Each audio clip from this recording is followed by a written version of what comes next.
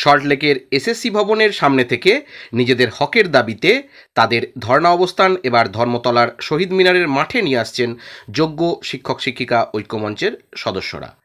আন্দোলন এখনই বন্ধ হচ্ছে না, এমনটাই তারা জানাচ্ছেন। শহীদ মিনারের মাঠে চলে যাবে এবং পরবর্তীতে সেই আন্দোলনের গতিপ্রকৃতি কী হবে সেটা সেখানে বসেই তারা ঠিক করবেন। এ নিয়ে বিস্তারিত আলোচনা হবে এই ভিডিওতে। অন্যদিকে আমরা দেখতে পেলাম খুবই গুরুত্বপূর্ণ যে এসএসসি নিয়োগ দুর্নীতি মামলায় গাজিয়াবাদে একটি সংস্থার কর্মচারীর বাড়ি থেকে পাওয়া হার্ড ডিস্কের সাথে নাকি প্রকৃত যোগ্য অযোগ্যের তালিকা বাছাইয়ের সূত্র রয়েছে, অন্তত এমনটাই দাবি করছেন তদন্তকারী অফিসারেরা। বিস্তারিত থাকবে এই ভিডিওতে।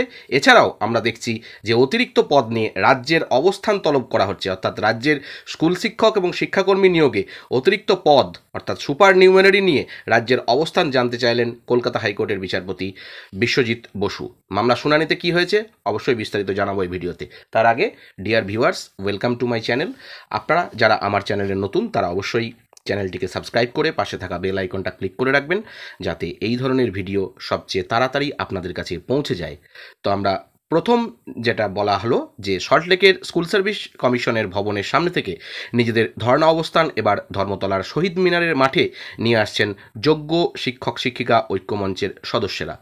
শুক্রবার দুপুরে এসএসসি ভবনের সামনে দাঁড়িয়ে এক আন্দোলনকারী শিক্ষক মেহবুব মণ্ডল তিনি বলেন যে আমাদের আন্দোলন এখনই বন্ধ হচ্ছে না, তবে এসএসসি ভবনের সামনে আর ধর্ণা অবস্থান চালাবো না, আমরা শহীদ মিনারের মাঠে চলে যাব। আন্দোলনের পরবর্তী গতিপ্রকৃতি কী হবে তা সেখানে বসেই ঠিক করব।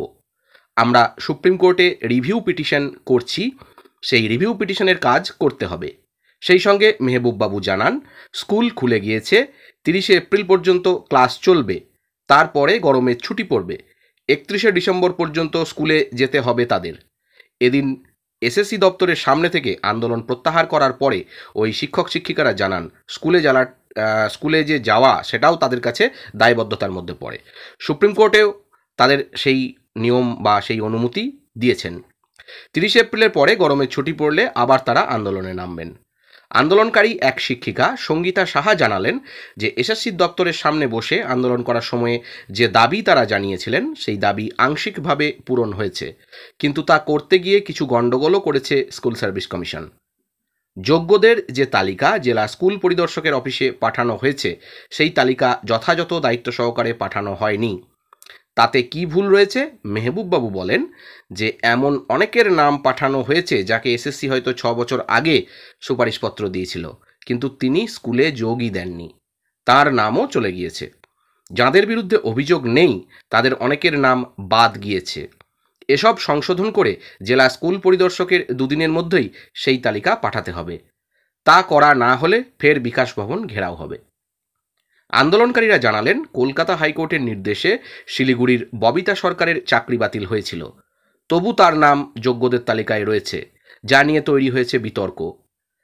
এসএসসি সূত্রের খবর প্রযুক্তিগত ত্রুটির ফলে এমনটা ঘটেছে, এ বিষয়ে যথোপযুক্ত ব্যবস্থা নেওয়াও হয়েছে। শিক্ষা দপ্তর এসএসসিকে জানিয়েছে যে ওই ধরনের যতগুলি ত্রুটি আছে তা যেন সংশোধন করে জেলা স্কুল পরিদর্শকের কাছে পাঠিয়ে দেওয়া হয়। এদিন স্কুলে যাননি ববিতা। এসএসসি ভুলবশত তার নাম যোগ্যদের তালিকায় রেখেছে।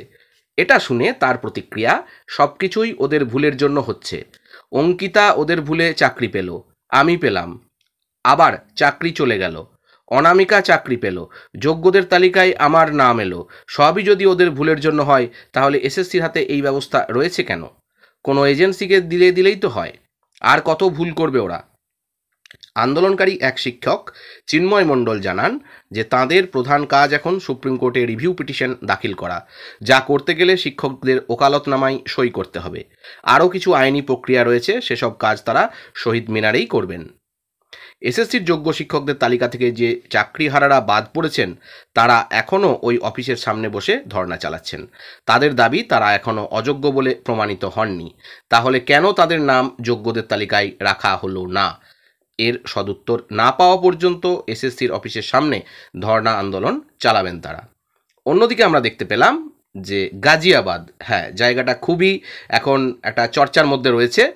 এই এসএসসি নিয়োগ দুর্নীতি মামলায় গাজিয়াবাদের একটি সংস্থার কর্মচারীর বাড়ি থেকে পাওয়া হার্ড ডিস্কের তথ্যে প্রকৃত যোগ্য অযোগ্য অর্থাৎ টেন্টেড এবং আনটেন্টেডদের যে লিস্ট, সেই লিস্ট বাছাইয়ের সূত্র রয়েছে বলে দাবি করছেন তদন্তকারী অফিসারেরা।